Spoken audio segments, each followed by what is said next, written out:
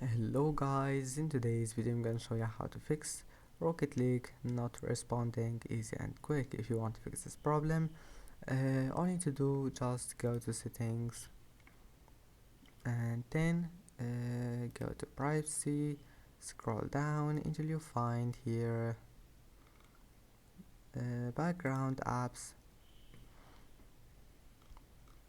and now you maybe will find it like that. Just turn it off and go back, and then let's move to the next step.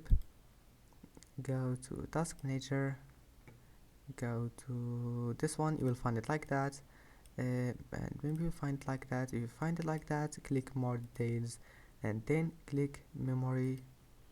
And now once you're here, just close an application that take your memory like Google Chrome, right click on it and then end task.